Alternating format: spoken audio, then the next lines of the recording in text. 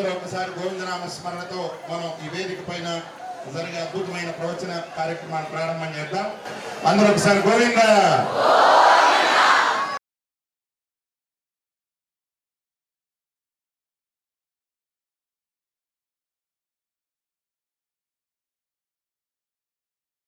కాలం సంధ్యా సమయంలో ఒక రకంగాను ఎలా ఉంటారో స్వామివారికి కూడా జరిగేటటువంటి ఆరాధనా క్రమం ఉదయం జరిగేటటువంటిది ఒక రకంగా, మధ్యాహ్నం తీక్షణంగా, సాయం సంధ్యా సమయంలో ప్రేక్షణంగా అలా ఉంటుందిట.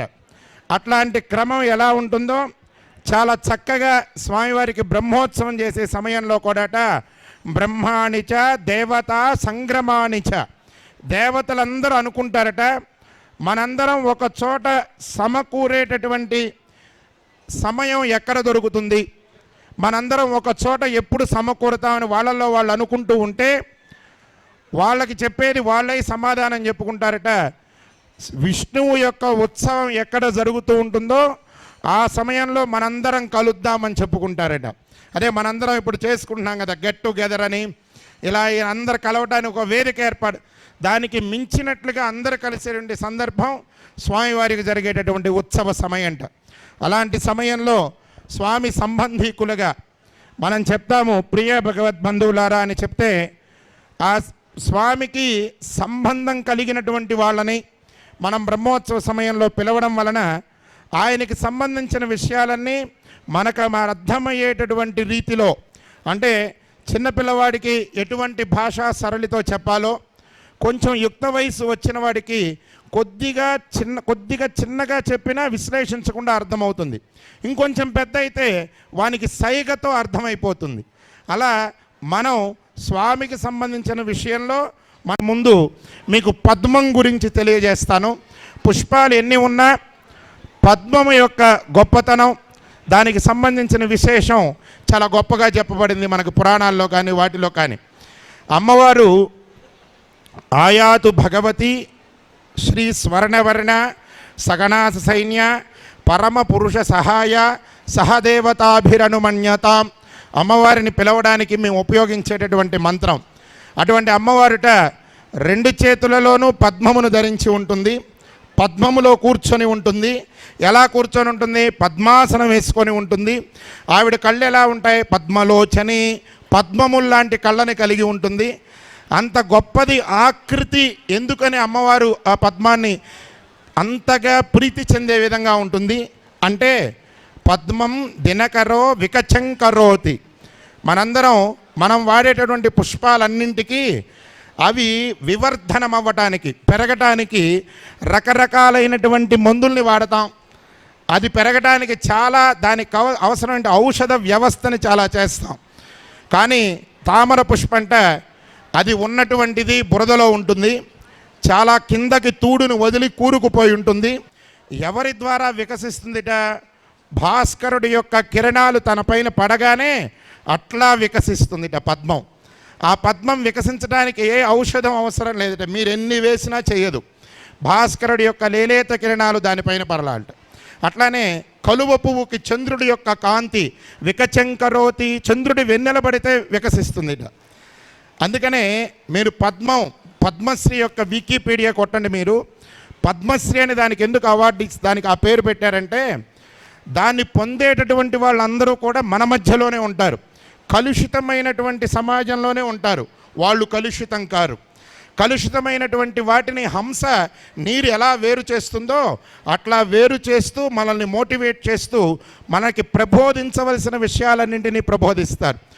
మనలా కాకుండా వ్యక్తిత్వ వికాసంతో కూడుకున్నటువంటి వాళ్ళకి ఇవ్వడం కోసమే దానికి పద్మశ్రీ అవార్డు అని చెప్పి పెట్టడం జరిగింది. పద్మ అని పెట్టారు దానికి.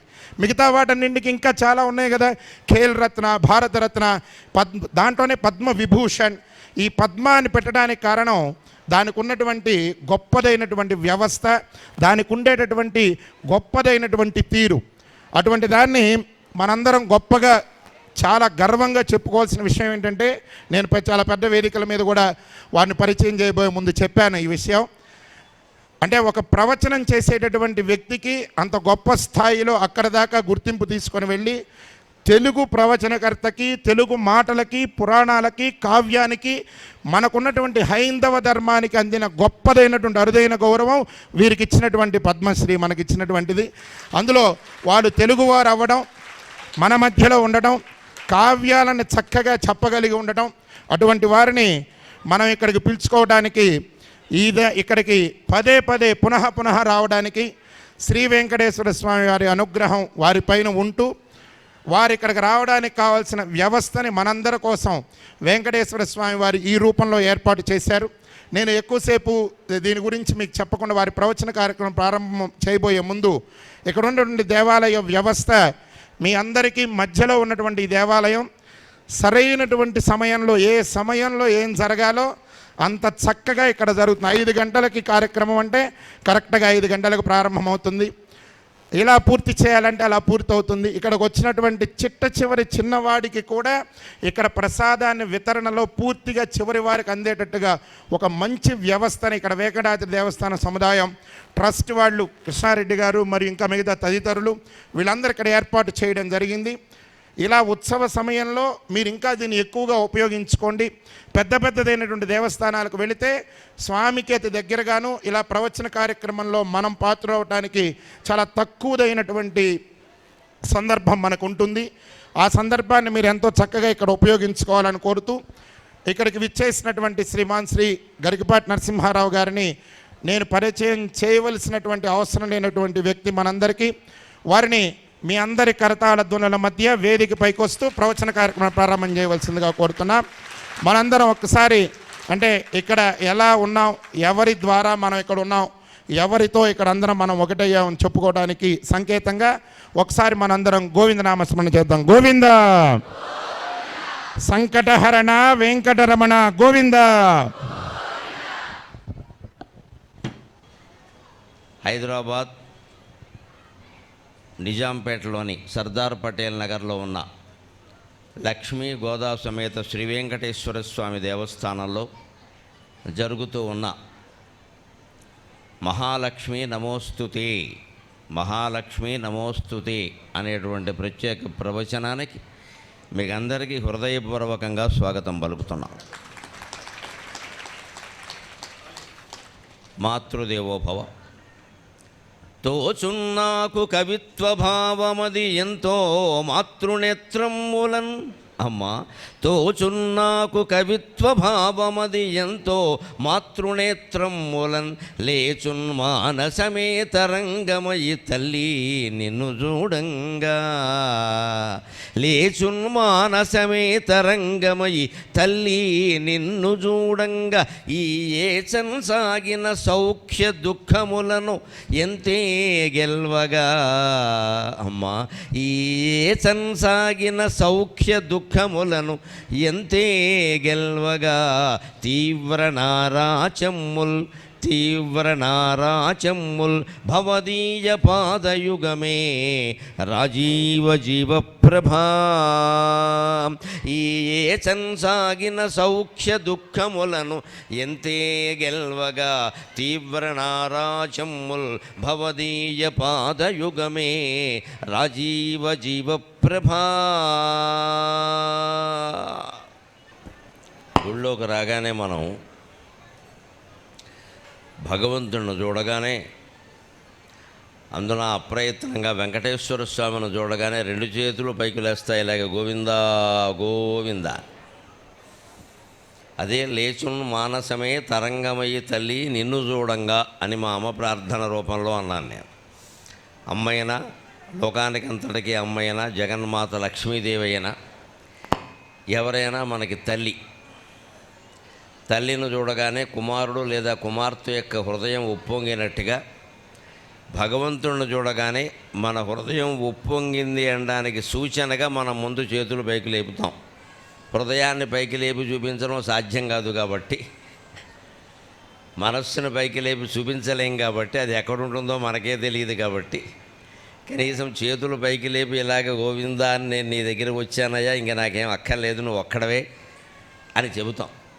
అలా చేయడం వల్ల ఉపయోగం ఏమిటి అంటే, స్వామివారిని ఆ అపూర్వమైన భక్తిపూర్వకమైన నమస్కారం కదిలిస్తుంది. వీడు నేను తప్ప మరేది దిక్కు లేదన్నట్టుగా గోవిందా అంటున్నాడు. ఈయన సంగతి నేను చూసుకోకపోతే ఎవరు చూసుకుంటారు? నీవే తప్ప నితఃపరం బెరుగ మన్నింపన్గదే దీనునిన్ రవే ఈశ్వర కవవే వరద సంరక్షించు భద్రాత్మక. గజేంద్ర మోక్షం ఘట్టాన్ని సూక్ష్మంగా పరిశీలిస్తే ఒక రహస్యం తెలుస్తుంది. గజేంద్రుడు ప్రార్థన మొదలుపెట్టి ముగించేలోగా, విష్ణుమూర్తి వచ్చి రక్షించేలోగా ఓ 30-40 పద్యాలు ఉంటాయి. ఓ 30-40 పద్యాలు. అవన్నీ ఊరికే అర్థం కాకుండా మామూలుగా చదివినా కూడా ఒక 20 నిమిషాలు పడుతుంది. ఆ ప్రార్థన అంతా అర్థమయ్యేలా చేయాలంటే 1-2 గంటలు పడుతుంది. కానీ విష్ణుమూర్తి రాలేదు. ఆయన ఎంత ప్రార్థించినా రాలేదు. ఎప్పుడు వచ్చాడు అంటే నీవే తప్పని తప్పరం బెరుగ మన్నింపన్గదే దీనునిన్, నువ్వు తప్ప నాకు ఇంకొకరు గతి లేదు అనే మాట వచ్చాక ఆయన వచ్చాడు.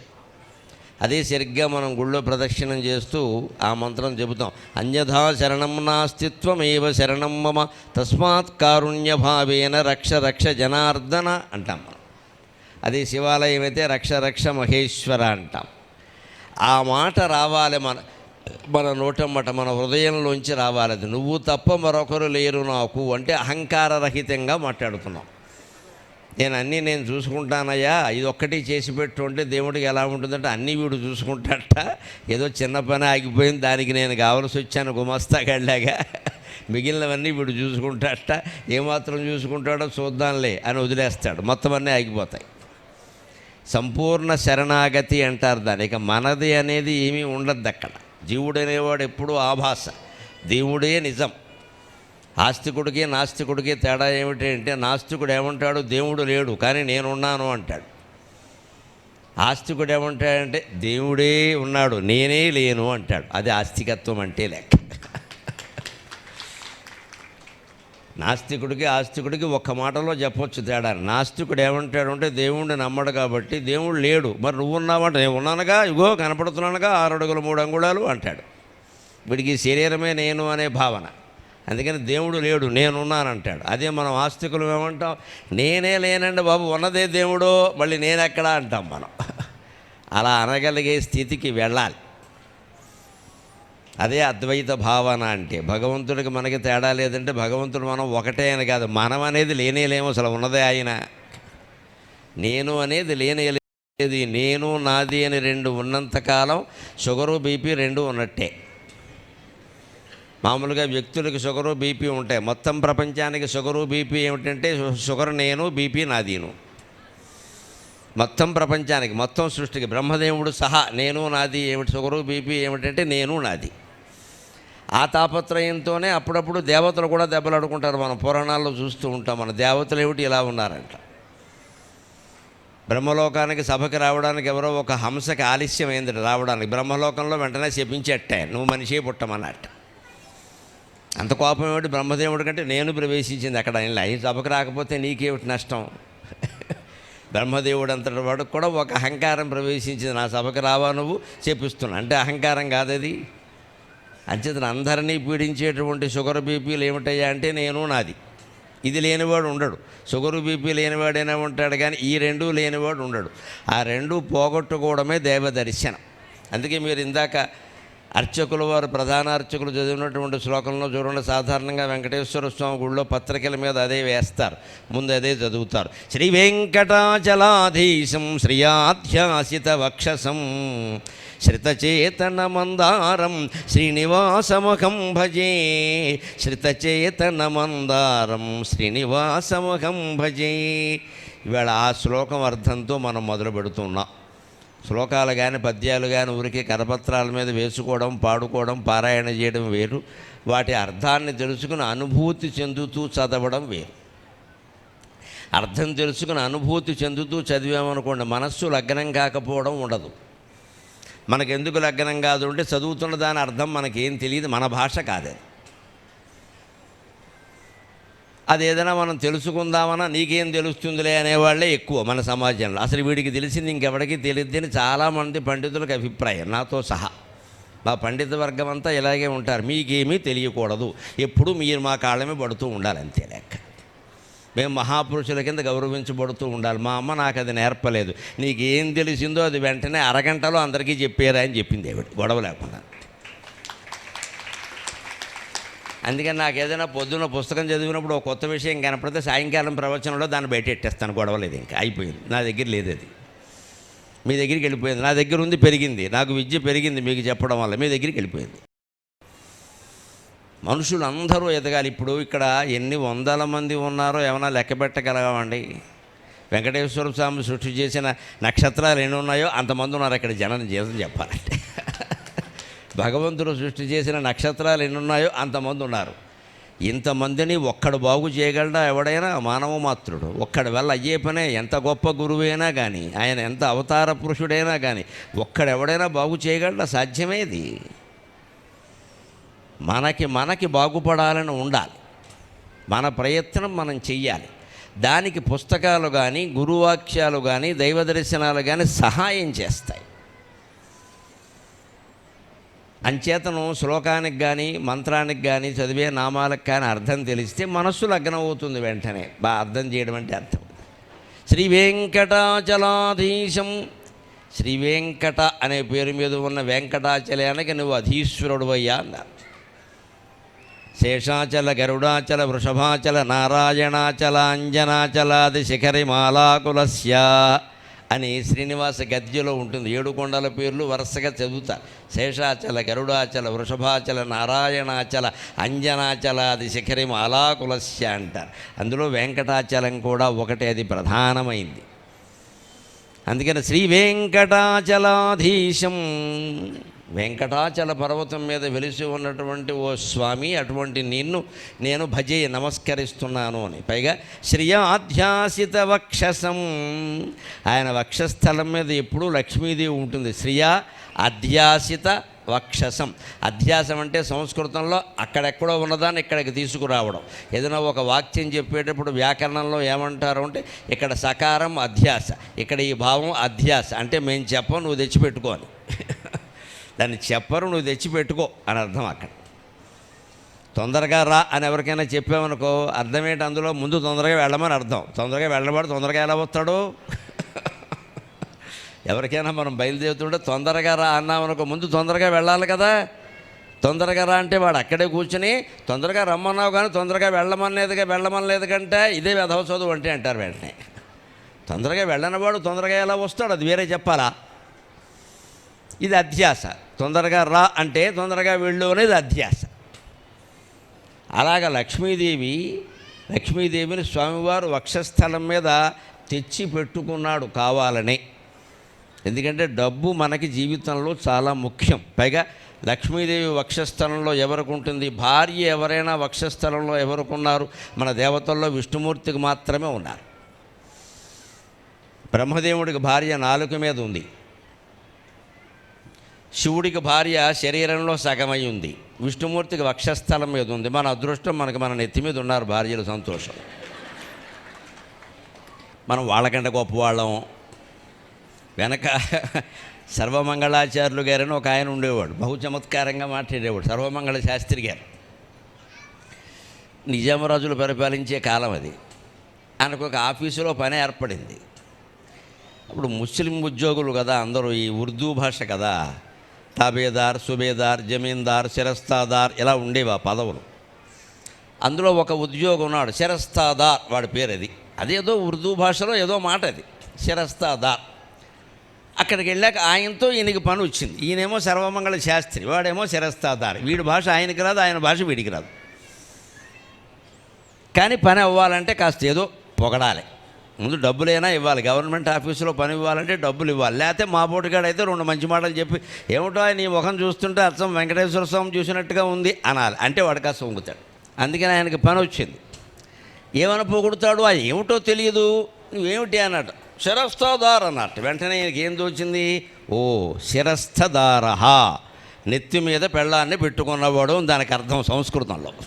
వెంటనే ఆయనకు పాండిత్యం ఉంది కాబట్టి ఉర్దూ పదాన్ని సంస్కృతంలోకి మార్చాడు. అది ఏ భాష అయితే మన భాషలోకి మార్చేద్దాం, మన భాషలోకి మార్చేద్దాం. దానికేమిటి? ఇప్పుడు కాకినాడ కాకినాడ అంటారు. కాకినాడ ఎలా వచ్చింది అనుకుంటున్నారు మీరు?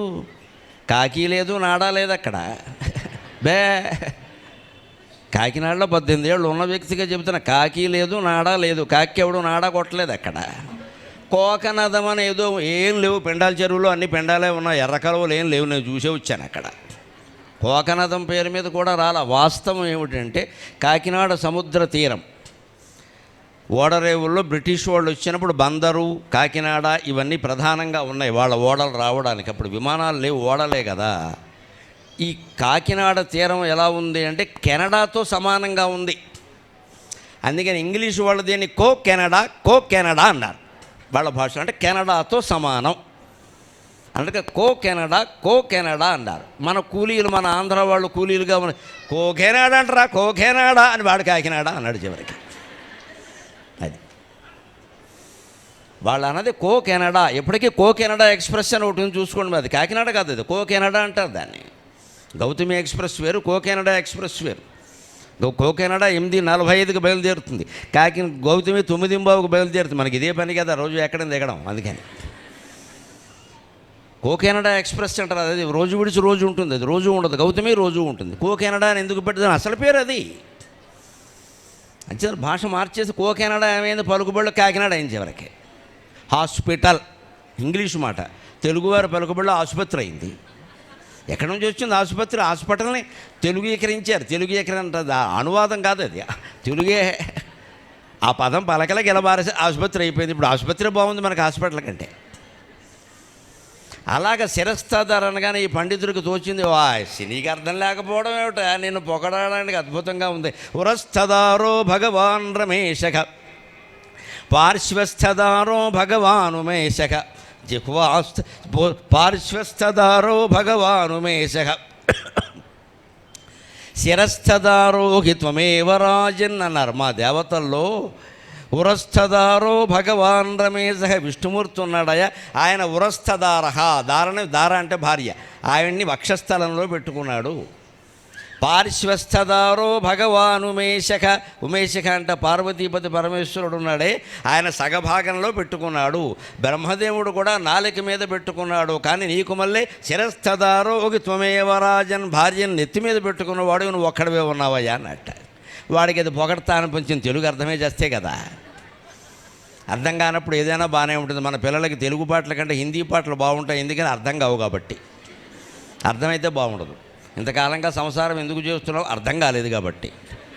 అర్థమైతే ఒక క్షణంలో వదిలేస్తాడు ఎవడైనా. అర్థం కాంది చాలా బాగుంటుంది ఎప్పుడైనా సరే, అర్థమైతే ఇంకేముండదు అందులో. అలాగ విష్ణుమూర్తి శ్రియాధ్యాసిత వక్షసం, లక్ష్మీదేవిని తెచ్చుకుని పెట్టుకున్నాడు. ఎందుకని? అక్కడ ఉండమని చెప్పాడు ఆయన. ఎందుకని? లోకాన్ని కాపాడేవాడికి డబ్బు అవసరం వద్దా అండి? బ్రహ్మదేవుడు లోకాన్ని సృష్టిస్తాడు. అందుకే ఆయనకి చేదోడు వాదోడుగా ఉండే మా పలుకులమ్మ సరస్వతీదేవి ఆయన నాలుక మీద ఉంటుంది. తెలివి లేనివాడు, విద్య లేనివాడు సృష్టి చెయ్యలేడు. సృష్టి అంటే విద్య, లేకపోవడం అవిద్య. అంచేత విద్య అధిదేవత అయిన సరస్వతి బ్రహ్మదేవుడికి భార్య. శివుడు పని ఏమిటో తెలిసా? మొత్తం కంపెనీ మూసేయడం, చివరిలో ప్రళయం, చాప చుట్టేయడమే. దానికి మహాశక్తి కావాలి. ఎందుకంటే ఏదో ఆకాశం నుంచి నీరు, వాయువు నుంచి అగ్ని, అగ్ని నుంచి నీరు, నీటి నుంచి భూమి, ఇన్ని వచ్చాయి. మళ్ళీ ఈ భూమిని తీసుకెళ్ళి నీటిలో చుట్టాలి, భూమిని నీటిని కలిపి అగ్నిలో చుట్టాలి, ఈ మూడింటిని కలిపి వాయువులో చుట్టాలి, ఆ నాలుగింటిని కలిపి ఆకాశంలో చుట్టాలి, ఆ ఆకాశాన్ని అంతటి కలిపి అవ్యక్తమైన మహత్తత్వంలో చుట్టాలి. ఇంత చేయాలంటే మహాశక్తి కావాలి. అందుకే మహాశక్తి కాళికాదేవి పరమశివుని భార్య. లెక్క అది. ఊరికే ఏదో వీళ్ళందరికీ క్యాటరింగ్లు పెట్టి కళ్యాణ మండపాల్లో పెళ్ళిళ్ళు చేసేయలేదు ఇక్కడ.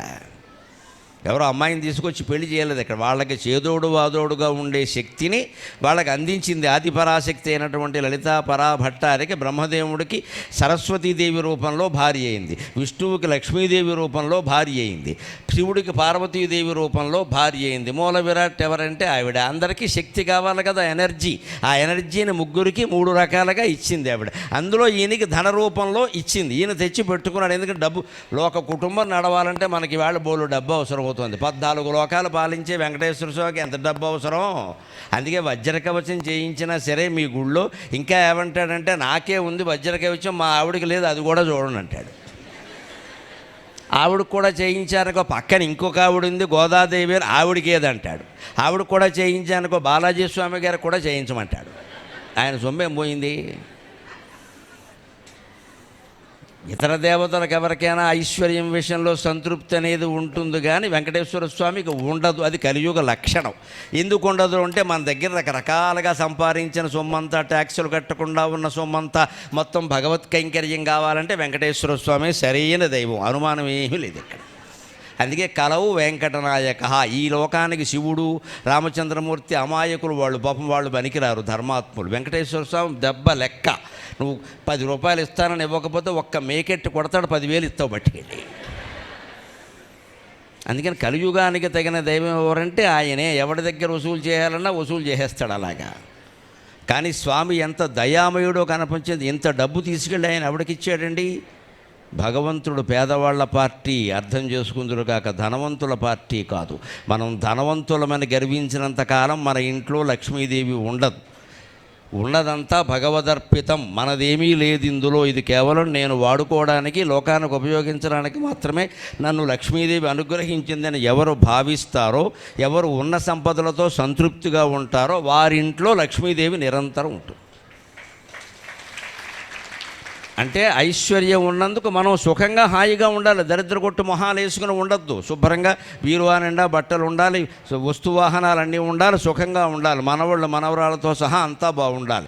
ఇదంతా బాగుండగా ఇంకా చాలా ఉంటుంది. దాన్ని దాన ధర్మాలు చేయి హాయిగా. ఎప్పుడు ఆ ఇంట్లో 10 మంది భోజనం చేస్తూ ఉండాలి, దాన ధర్మాలు జరుగుతూ ఉండాలి. అప్పుడు లక్ష్మీదేవి ఉంటుంది అక్కడ. ఎవరికీ పెట్టకుండా వీడు తినకుండా ఉంటే ఇక్కడ నేను ఉండి ఉపయోగం ఏముందని ఆవిడ వెళ్ళిపోతుంది వెంటనే.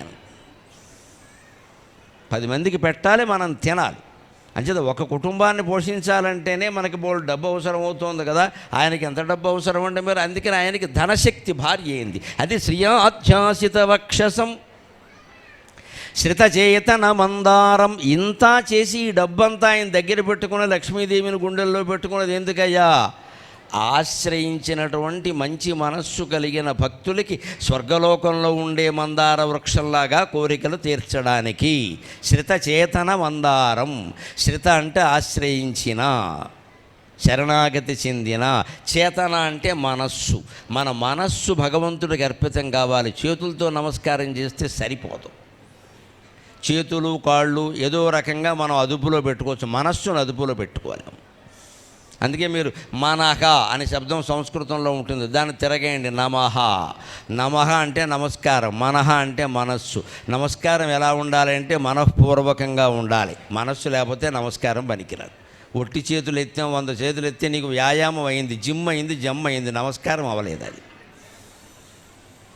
అది నిజమైన నమస్కారం కావాలంటే మనస్సు అందులో ఉండాలి. అందుకే శ్రిత చేతన మందారం. ఆశ్రయించిన వారి యొక్క మనస్సులకు ఆయన మందారం అంటాడు. మందారం అంటే కల్పవృక్షం.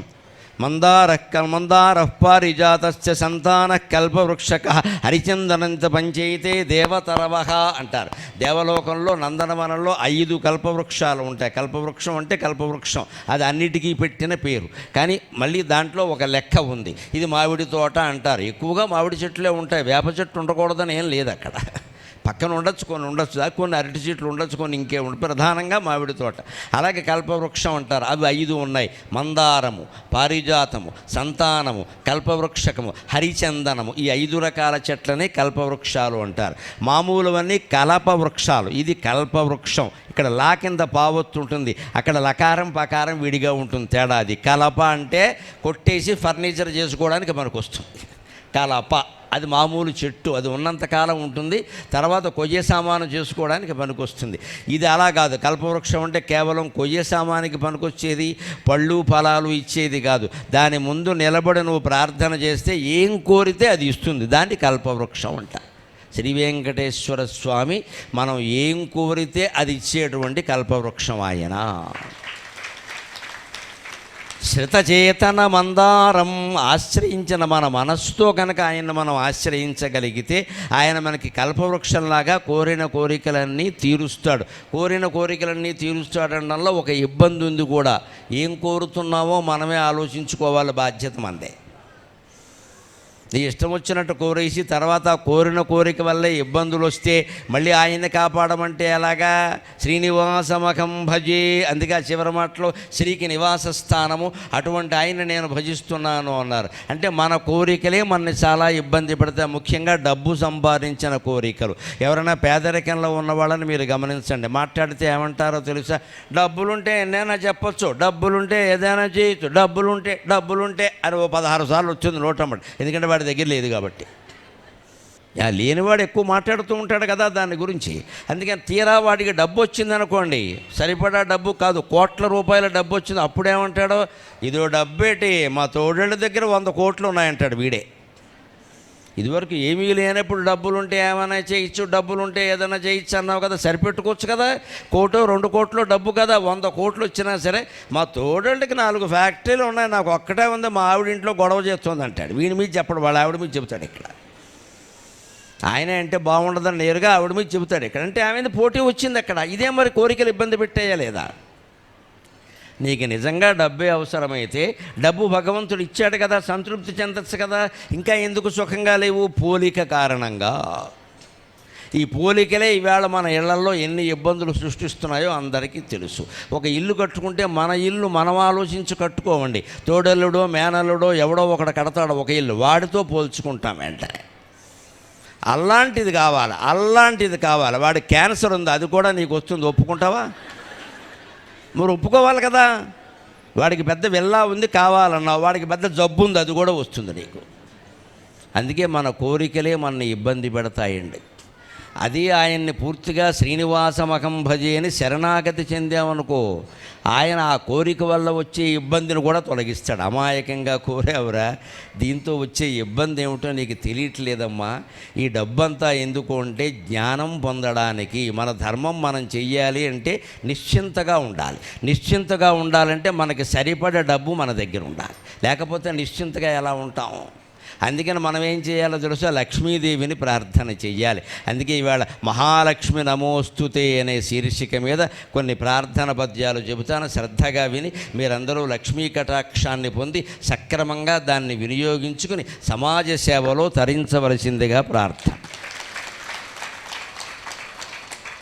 ఆదిశక్తివీవు అమ్మా మహాలక్ష్మి, ఆదిశక్తివీవు అమృతవర్షిణివీవు, తలపులోన జ్ఞానధారవీవు. ఆదిశక్తివీవు అమృతవర్షిణివీవు, తలపులోన జ్ఞానధారవీవు. కమలనాభునెదను కాపురం ఉండవే, కమలనాభునెదను కాపురం ఉండవే, వెంకటేశు తరుణి, వెంకటేశు తరుణి విశ్వభరణి, వెంకటేశు తరుణి విశ్వభరణి. ఆవిడ శ్రీ వెంకటేశ్వర స్వామి యొక్క తరుణి భార్య, విశ్వభరణి. ఈ విశ్వాన్నంతటినీ ఒక భరణిలాగా, కుంకుమ భరణిలాగా తన చేతిలో పెట్టుకుంది. మన ఇంట్లో పసుపు కుంకుమల ఉపయోగం నిత్యము ఉంటే ఇంట్లో లక్ష్మీదేవి ఉంటుంది. మొగాన్న కుంకుమ బొట్టు పెట్టుకోకుండా, గడపకి పసుపు రాయకుండా, ఆడవాళ్ళు కాళ్ళకి పసుపు రాయకుండా ఉంటే భౌతికాచారం కుదరదు, కాబట్టి లక్ష్మీదేవి ఉండదు. అంత మాత్రం చేతనే ఉంటుందని 1 కేజీ పసుపు కాళ్ళకి రాసేసుకుంటే పసుపు అమ్ముకునేవాడు బాగుపడతాడు. భౌతికాచారం, నైతికాచారం అని ఎప్పుడు ఆచారంలో 2 రకాలు ఉంటాయి. ముందు భౌతికాచారం ఎందుకంటే నీ ఆరోగ్యం బాగుండడానికి, నైతికాచారం ఎందుకంటే మనస్సు బాగుండడానికి. భౌతికాచారం వల్ల మనస్సు బాగుంటుందని చెప్పలే.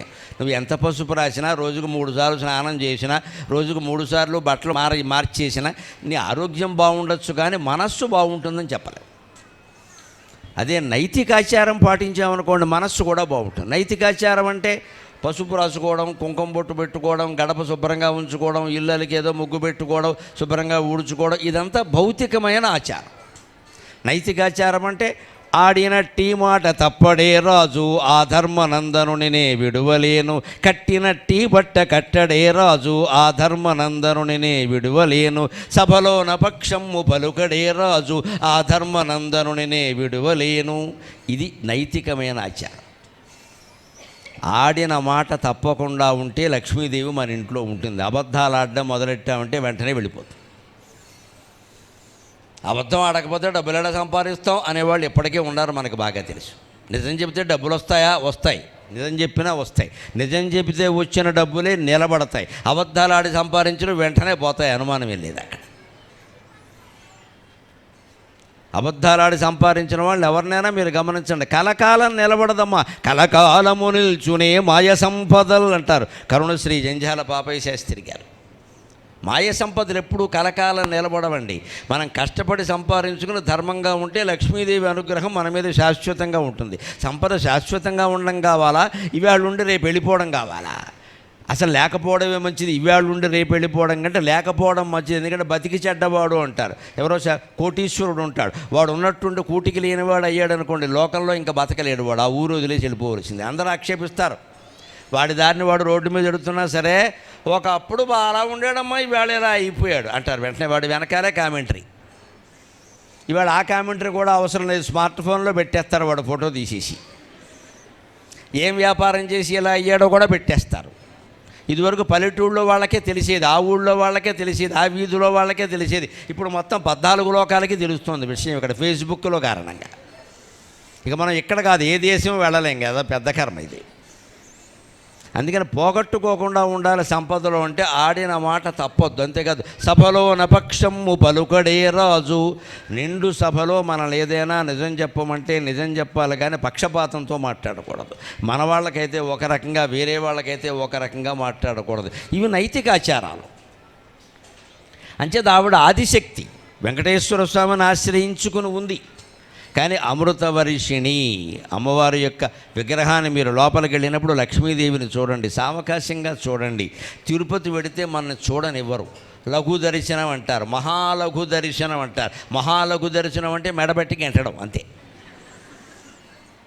గెంటడానికి 10 మంది మనుషులు పెడతారు అక్కడ, చూడడానికి 2 ఉంటారు, కానీ గెంటడానికి 10 మంది ఉంటారు. ఇక్కడ అలా కాదే. ఇక్కడ హాయిగా సర్దార్ పటేల్ రోడ్లో సర్దార్ పటేల్ గారు 600 అడుగుల విగ్రహం ఉన్నంత ఎత్తులో స్వామివారు ఉండి మిమ్మల్ని చూడమంటున్నారు కదా, ఎవరు వద్దన్నారు? ఇక్కడ ఎంతసేపు చూస్తే ఎవరు కాదన్నారండి? అటువంటప్పుడే లక్ష్మీదేవిని, గోదాదేవిని, వెంకటేశ్వర స్వామిని కళ్ళ నిండుగా మనం చూడాలి. అమృతవర్షిణి వీవు. అప్పుడు ఆవిడ కళ్ళల్లో ఉండే అమృతం మన కళ్ళల్లోకి వర్షిస్తుంది. అప్పుడు సంపదలు సౌఖ్యాలు రెండూ ఉంటాయి. కొందరికి సంపద ఉంటుంది, సౌఖ్యం ఉండదు. కారణం ఇంట్లో గొడవలు, అన్ని సంపద, పైగా ఆ గొడవలకి మూలం ఈ సంపదే. ఇంత సంపద లేకపోతే గొడవలు ఉండేవి కాదు అసలు. పైగా అనారోగ్యాలు. ఎంత సంపద ఉంటే ఏమమ్మా ఆరోగ్యం బాగుండకపోయాక? కూర్చోలేము, లేవలేము, ఇబ్బంది పడుతున్నాము. ఎంత సంపద ఉంటే ఏం ఉపయోగం? అంచేత సంపద ఉంటే సరిపోదు, మనకు ఆరోగ్యం కూడా ఉండాలి. ఆరోగ్యం కూడా ఉంటే సరిపోదు, మనశ్శాంతి ఉండాలి. అంటే ఇంట్లో అందరితో సమభావం, సరసభావం ఉండాలి, లేకపోతే కుదరదు. ఇవన్నీ ఉంటేనే డబ్బుకి సార్థకత, లేకపోతే ఒట్టి డబ్బుకి ఏం ఉపయోగం లేదు. పైగా తలనొప్పి అది. ఎందుకంటే అది లేకపోతే ఈ గొడవలన్నీ ఉండేవి కాదు అసలు. అందుకని అమృతవర్షిణి వీవు. అమ్మవారు అమృతం వర్షిస్తుంది మన మీద. అమృతాన్ని వర్షించమని కోడాలి. ఎంతసేపు డబ్బులు కాదు, ఇక్కడ తలపులోన జ్ఞానధార వీవు. డబ్బు ఉంది అంటే మన దగ్గర జ్ఞానధార ఉండాలి. అంటే ఆ డబ్బుతో 4 పుస్తకాలు కొనుక్కోవాలి, 4 యాత్రలు చేయాలి, 4 తీర్థాలు తిరగాలి, 4 విషయాలు తెలుసుకోవాలి, మళ్ళీ వచ్చి అందరికీ చెప్పాలి. పుస్తకాలు కొనుక్కొని జ్ఞానధార పొందగలగాలి మనం. ఆ జ్ఞానం ద్వారా అంతా ఒక్కటే, అంతా ఒక్కటే. జ్ఞానం అంటే ఏమిటో ఒక్క మాటలో చెప్పొచ్చు, అంతా ఒక్కటే, ఆ ఒక్కటే నేను. ఇదే జ్ఞానం లెక్క. ఎవరికి వారే, అంతా ఒక్కటే, ఆ ఒక్కటే నేను. ఎంత సులభం అండి జ్ఞానం, చప్పట్లు కొట్టినంత సులభం. కానీ దాన్ని గ్రహించడం దుప్పట్లు కప్పినంత కష్టం. వేసవకాలం దుప్పట్లు కప్పుకుంటే ఎలా ఉంటుంది, దీన్ని గ్రహించడం కూడా అలాగే ఉంటుంది. అంతా ఒక్కటే అనగానే ఎంత హాయిగా ఉందని మోగించేశారు. ఎలాగా మీరు ఇంటికి వెళ్ళాక నిజంగా ఆడ మగ అందరూ అంతా ఒక్కటే అనండి. అత్తా కోడళ్ళ మధ్యలో తగాదాలు ఉండవు, తోడు కోడళ్ళ మధ్యలో తగాదాలు ఉండవు, తోడల్లుళ్ళ మధ్యలో తగాదాలు ఉండవు, యజమానికి సేవకుడికి తగాదాలు ఉండవు, బావకి బావమరదికి తగాదాలు ఉండవు, మిత్రుల మధ్యలో తగాదాలు ఉండవు. ఎందుకని అంతా ఒక్కటే అంటే అంతా ఒక్కటే కానీ అని మళ్ళీ సాగదీస్తాం ఇక్కడ మళ్ళీ. అందుకే నేను చెబుతున్నా, చప్పట్లు కొట్టిన తేలిక గది వ్యవహారం అని. అంచేది ఎంత ఒక్కటే, ఆ ఒక్కటే నేను, అంతా ఒక్కటే, ఆ ఒక్కటే నేను, ఇది 10 సార్లు అనుకోవాలి రోజుకి. ఎక్కాలు రాసినప్పుడు చిన్నప్పుడు ఇంపోజిషన్ చేసినట్టే అనుకోవాలి. అనుకుంటే సుఖంగా ఉంటాం అంతే.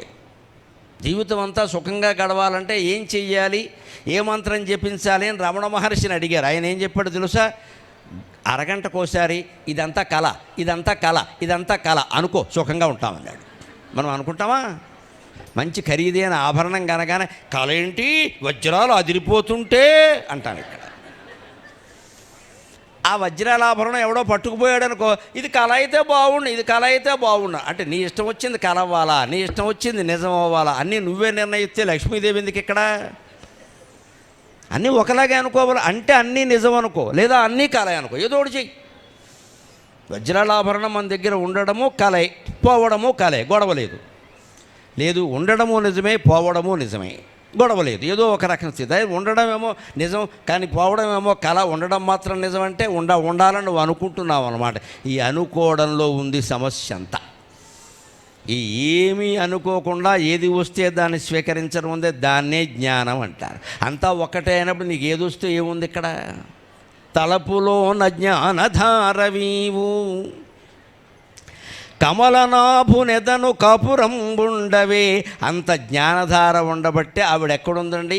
కమలనాభుడు పద్మనాభుడైనటువంటి శ్రీ మహావిష్ణువు యొక్క వక్షస్థలం మీద ఆవిడకి చోటు దొరికింది. మరెవరికైనా అంత విశేషం దక్కిందా? నారదుడు ఉన్నాడా అక్కడ?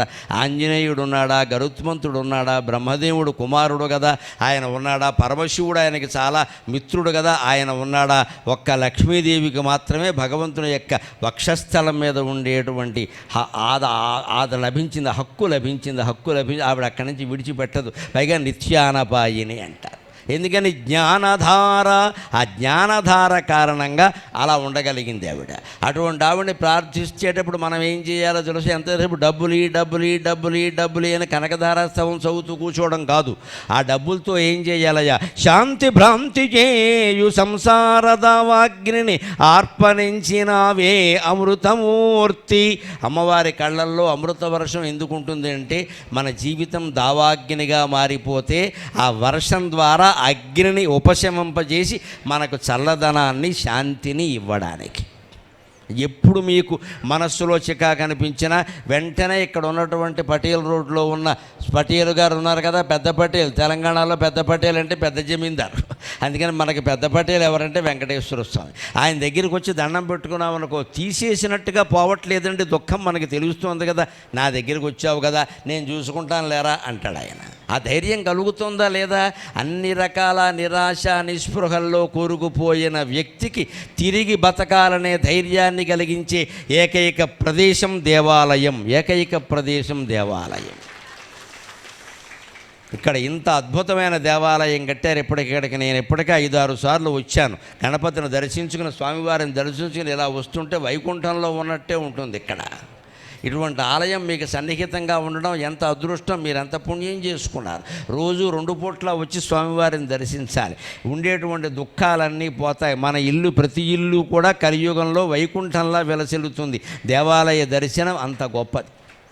అది ప్రతిరోజు చెయ్యాలి. ఒక నియమంగా పెట్టుకోరు. దూరంగా ఉన్నవాళ్ళు పోనీ వారానికి ఒకసారి వచ్చినా, దగ్గరగా ఉన్నవాళ్ళు రోజు రావచ్చు కదా. ఏమైంది? అంతకంటే గొప్ప పనులు ఏం చేస్తున్నాం మనం? ఎదవ ఫోన్ పట్టుకుని అస్తమానం కెలకడమే కదా. కెలికేదేదో ఇక్కడికి వచ్చి కెలకచ్చు కదా కాస్త. మంచిది. అస్తమానం అందులో ఏవో చూడకూడనవన్నీ చూసి, వినకూడనవన్నీ విని అనవసరంగా బుర్రపాటు చేసుకునే కంటే ఇక్కడికి వచ్చి స్వామివారికి అమ్మవారికి దండం పెట్టుకుంటే ఎలా ఉంటుందండి? ఆ అనుభవం ఎలా ఉంటుంది అంటే, శాంతి భ్రాంతి చేయు సంసార దావాగ్నిని ఆర్పణించినావే అమృతమూర్తి. ధనము సంగి ఆర్పణించినావే అమృతమూర్తి. ధనము సంగి దాని తత్వము తెలుపవే. ధనము సంగి దాని తత్వం తత్వము తెలుపవే వెంకటేశు తరుణి విశ్వభరణి. ఈ జీవితం సంసారం అంటే కుటుంబం అని అర్థం కాదండి. కుటుంబంతో సహా పుట్టింది మొదలు చచ్చే వరకు ఉన్నదంతా కలిపే సంసారం. మొత్తం జీవితం అంతా కలిపే సంసారం అంటారు. కేవలం కుటుంబం పెళ్ళయిన తర్వాత ఏర్పడేదాన్ని కుటుంబం అంటారు. మొత్తం జీవితాన్ని సంసారం అంటారు. ఈ సంసారం ఎలాంటిది అంటే సంసారదావదకనాకులభీకరోరుజ్వలావళీభి. శంకరాచార్య స్వామి కరావలంబ స్తోత్రంలో చెబుతారే, లక్ష్మీ నృసింహ మమ దేహి కరావలంబం సంసారదావదకనాకులభీకరోరుజ్వలావళీభి అతిదగ్ధతనూరుహస్య త్వత్పాదయుగ్మసరసీం శరణాగతస్య లక్ష్మీ నృసింహ మమ దేహి కరావలంబం. హే లక్ష్మీ నృసింహ మమ దేహి కరావలంబం. పెళ్ళి చేసుకునేటప్పుడు అనేక రకాల ఆశలు ఉంటాయి అబ్బాయికి అమ్మాయికి కూడా. తెల్లారితే నా లైఫ్ మారిపోతుంది అనుకుంటాడు వీడు. అనుభవం ఉన్న వాళ్ళని అడిగితే చెబుతారు ఎంత మారిపోతుందో. మారిపోవడం ఖాయం, మంచిగానా చెడ్డగానా అది వేరే విషయం. మళ్ళీ 3 ఏళ్ళు అయిన తర్వాత పలకరించండి, అదే పెద్ద మనిషిని పెళ్లి కొడుకుని ఎలా అబ్బాయి ఎలా ఉంది సంసారం అని ఇలా ఉంటుందని అనుకోలేదు అన్నాడు. మీ నాన్న అడగాల్సింది, మీ అన్నయ్యని అడగాల్సింది, మీకంటే పెద్దవాళ్ళని అడుగుంటే చెప్పాడు. పోనీ ఆ అమ్మాయి ఏమైనా సుఖపడిందా? ఆ అమ్మాయిని అడగండి, ఏమమ్మా పెళ్ళి అయింది కదా సుఖంగా ఉన్నామంటే I lost everything, no freedom అయిపోయింది. ఇక్కడ మా నాన్న నేను ఏదంటే అది ఇచ్చారు, ఈయన అన్నిటికీ అడ్డం చెబుతున్నాడు ఇక్కడ అంటే మరి వెంటనే ఏడాది కాకుండానే వచ్చాయి, బయటకు వచ్చాయి, విడిగే కాపురం పెట్టాయి. నమశివాయ. అత్తగారు ఉండడానికి వీల్లేదు, ఆడపడుచులు ఉండడానికి వీల్లేదు. పోనీ వీళ్ళిద్దరు ఎవరైనా తిన్నగా ఉంటారా? కొట్టుకు చేస్తూ ఉంటారు అస్తమానం. ఇక్కడ మళ్ళీ గంటకోసారి పుట్టింటికి ఈవిడ ఫోను, పెద్దింటికి ఆయన ఫోను. ఎందుకు ఇలా తయారైందండి? ఆలోచించండి చాలా గంభీరంగా. ఇదివరకు పెళ్లి చేస్తే నికరం, ఇక మళ్ళీ మాట్లాడే పని లేదు. ఇంకా రెండో ఆలోచన వచ్చేది కాదు.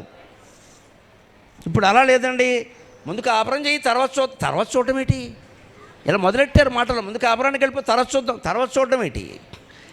రెండో ఛాన్స్ ఎప్పుడైతే ఉందని మనం చెప్పామో కాపురం కాదమ్మా ఏదీ నిలబడదు ఖచ్చితంగా. అలా చెప్పకూడదు పిల్లలకి ఎప్పుడు. ఖచ్చితంగా ఇదే దిక్కు చేసుకోవలసిందే అని చెప్పాలంతే, మొగాడికైనా సరే ఆడదానికైనా సరే. ఈవేళ ఆ మాట లేదండి. చప్పట్లు మోగట్లా చూసారా? 2-3 మోగేవి. ఎవరికి ఇష్టం ఉండవు ఈ మాటలు. దెబ్బలాడు అంటే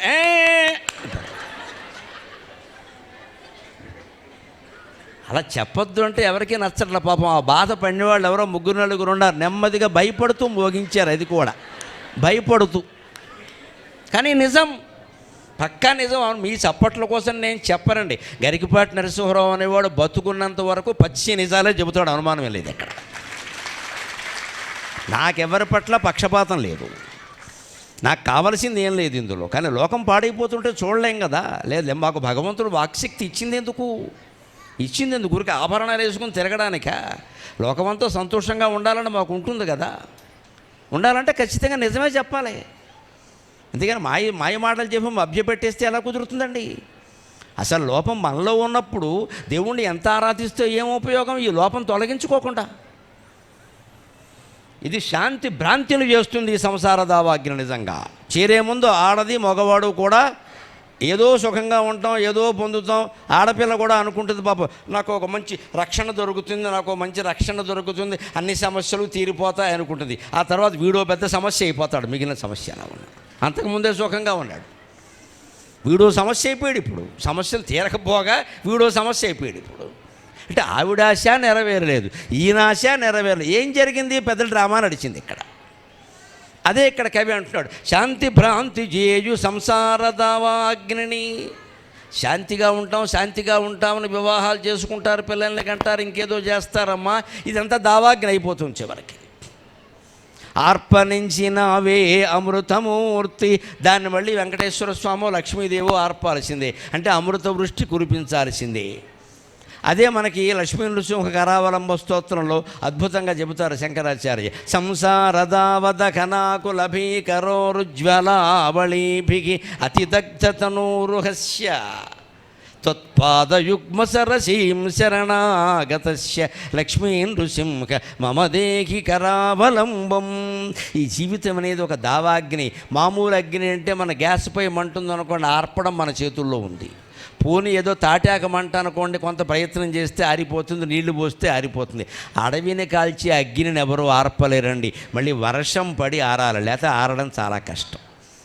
తిరుపతి కొండల్లో కూడా ఆ దావాగ్ని రేగింది అంటారు చూడండి, కనీసం 2 రోజుల వరకు ఆరదండి అది. అందుకే శంకరాచార్య స్వామి సంసార దావాగ్నిని ఏమంటున్నారంటే అతిదగ్ధతనూరుహస్య. ఎప్పుడైనా శ్మశానానికి వెడితే ఈ అనుభవం కలుగుతుందండి. వెళ్ళాలి, శుభం అశుభం అని భావించకూడదు. మగవాళ్ళు కాదు, శాస్త్రం ప్రకారం ఎవరిని నిషేధం చేయలేదు. వెళ్ళగలిగితే ఆడవాళ్ళు కూడా పెద్దవాళ్ళు వెళ్ళాలి. ఒక్కసారి వెడితే కలగవలసిన వైరాగ్యం అంతా కలుగుతుంది, కొంతమందికైనా కలుగుతుంది. నిషేధం ఎవరిని చేయలేదు. కాలక్రమంలో ఆడవాళ్ళని వెళ్ళొద్దని ఎందుకు అన్నారు అంటే సున్నితమైన హృదయం ఉంటుంది కాబట్టి వాళ్ళు తట్టుకోలేరు, టక్కుమని వాళ్ళకి చాలా ఇబ్బందులు వస్తాయి. ఒక్కొక్కరు ఎలా ఉంటారు అంటే ఆ భర్తతోనో అన్నగారితోనో తండ్రితోనో ఉండే అనుబంధం కారణంగా ఉండలేక అందులోకి దూకేస్తారు ఆవేశంలో. ఈ ఎమోషన్స్ మగవాళ్ళ కంటే బాగా ఆడవాళ్ళకి చాలా ఎక్కువ భావోద్రేకాలు. అందుకని మన సంస్కృతిలో చెప్పారు, కానీ నిషేధమేం లేదు. నిజానికి వెడితే తెలిసేది ఏమిటో తెలుసా? శవం దహనం అవుతుంటే ఎప్పుడైనా ధైర్యం చేసుకుని చూడండి. కాళ్ళు కాలడం వేరు, చేతులు కాలడం వేరు, తలకాయ పేలడం వేరు. మధ్యలో గమనిస్తే చొర చొర చొర చొర చొర చొర అని ఒక 1000 సార్లు వస్తుందండి ఆ శబ్దం. నా తండ్రి దహనం అప్పుడు, నా తల్లి దహనం అప్పుడు నేను దగ్గరుండి చూశాను, దగ్గర బంధువులు. ఇవి కావాలనే. అయ్య బాబోయ్, శంకరాచార్య స్వామి ఎంత గట్టిగా చెప్పాడు రా అనుకున్నాను నేను. ఆ చొర చొర చొర చొరని ఎప్పుడు వస్తుందో తెలుసునా అండి? శరీరం మీద ఉండే వెంట్రుకలు కాలినప్పుడు వస్తుంది ఆ చప్పు. మొత్తం కాలినప్పుడు కాదు, ఈ వెంట్రుకలు కాలడం అంత కష్టం ఉండదు. రోమకూపాల్లోకి మంట వెళ్ళి చొర చొర చొర చొరని ప్రతీది ఉంటే నిజంగా వాడు ప్రాణంతో ఉంటే ఇక మామూలు యాతన కాదు. అది ప్రాణం లేదు కాబట్టి భరిస్తున్నాడు అంతే. ఆ శవదహనం వేళ రోమకూపాల్లోంచి రేగే మంటలు ఎంత చొర చొర చొర చొరలాడించేస్తాయో రోజు ఈ జీవితం అంత కాల్చేస్తోంది నన్ను అన్నారు ఆయన ఖచ్చితంగా. ఈవేళ అప్పుల పాలైన తర్వాత జీవితం చాలామందికి అలా ఉందా లేదా? ఏ పెద్ద ఉద్యోగస్తులైనా సాఫ్ట్వేర్ వాళ్ళు సహా మీరు పరిశీలించండి. భార్యకి 2 లక్షల జీతం, భర్తకి 2 లక్షల జీతం. నిజంగా ఈఎంఐలు ఎంత అంటే అందులో 3 లక్షలు ఈఎంఐలే, ఇక మిగిలేదు 1 లక్ష.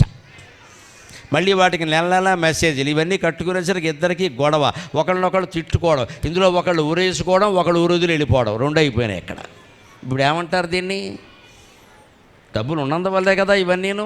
అలాగని పేదవాళ్ళు ఏమైనా సుఖంగా ఉన్నారంటే వాళ్ళ గొడవలో వాళ్ళు ఉన్నారు. అక్కడ హత్యలు మానభంగాలు జరుగుతూనే ఉన్నాయి రకరకాలుగా.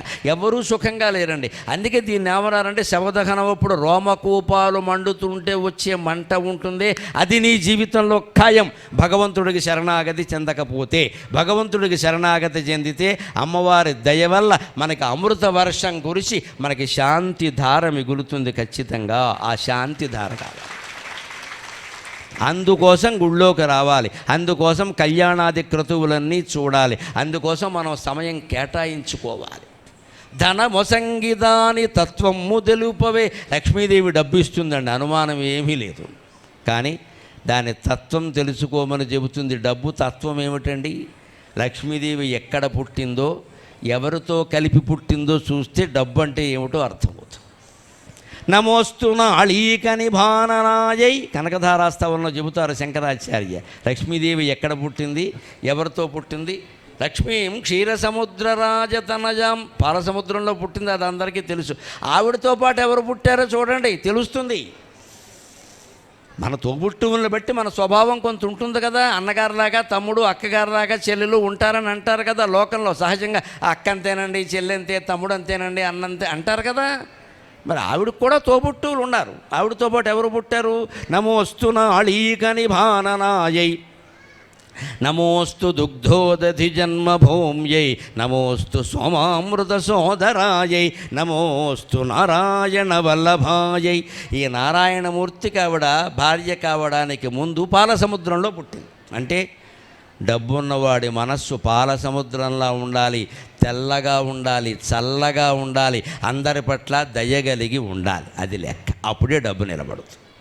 నేను పాల సముద్రంలో పుట్టానురా, నువ్వు పాపాల సముద్రంలో పనిచేస్తూ ఉంటే ఎలాగా? అందుకని మనం సంపాదించిన ప్రతి రూపాయి స్వచ్ఛంగా ఉండాలి, పాలలా తెల్లగా ఉండాలి, పాలలా స్వచ్ఛంగా ఉండాలి, అప్పుడే అది నిలబడుతుంది. ఇంకోటి, ఆవిడతో పాటు ఎవరు పుట్టారు? నమోస్తున అళీకని భాననాయే. పుట్టుకతోటే ఆవిడ ఎలా పుట్టింది? పద్మప్రియే పద్మిని పద్మహస్తే పద్మాలయే పద్మదళాయతాక్షి. పద్మంలోనే కూర్చుని పుట్టింది.